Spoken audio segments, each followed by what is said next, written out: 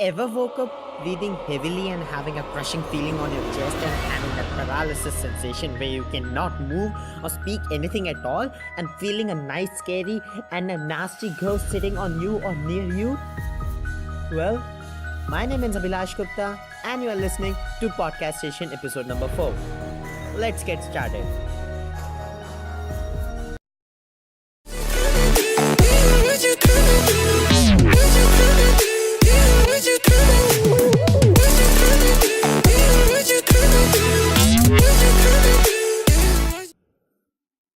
So, super terrified about after your last night's experience and searching all over the net that there was a ghost sitting on you?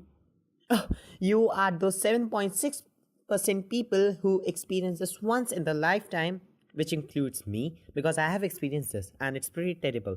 But does this even happen because of ghosts?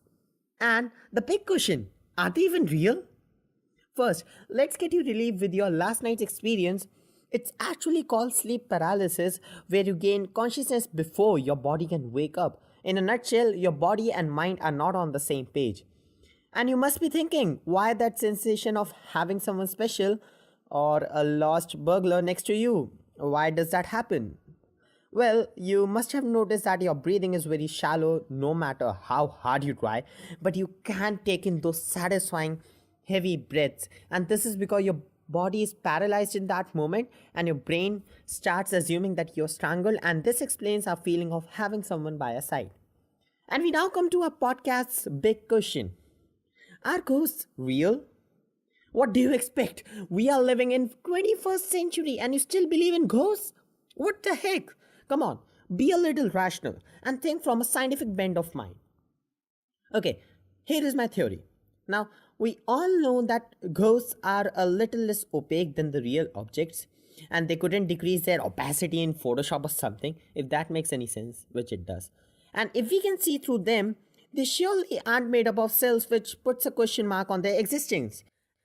And one more thing, as we all have read in science that only viruses can appear to be dead and living at the same time. So in that way, aren't ghosts viruses? Is that a virus floating next to you? And giving you all that jump scares and a creepy feeling and making you piss in your pants, huh? And even if we think in a logical manner, everything existing has got a purpose. Even my desktop has a purpose, if not in his life. And it is the reason that you are able to view this video or podcast. But what is the purpose of ghost? Just to scare you or do not let you sleep in the night? Is that what it is? And this misinterpretation for so-called supernatural beings has given rise to different businesses and equipment.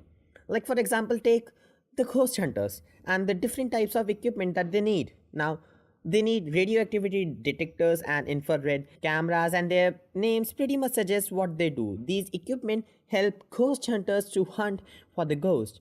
But they haven't been able to give or find a solid proof yet on so-called ghosts. I mean, it would have been so much more easier to make people believe that ghosts are friendly and they are here to help us. But the history is the worst example of any situation or any ideology, if that makes any sense. This has been host Abhilash Gupta with Podcastation, and I will see you guys later. Oh, I forgot the most important thing. Do not forget the most important part of the podcast, Abhilash. Do not forget it. Okay, so do not forget to click that big red subscribe button and also consider pressing that little bell icon to get all the notifications from my channel. Remember guys, it has a very big purpose and it has a very big role in providing you all the notifications from my channel. And also don't forget to give your feedback and suggestions using the comment section down below. This has been Abhilash Gupta, your host. Bye hosts.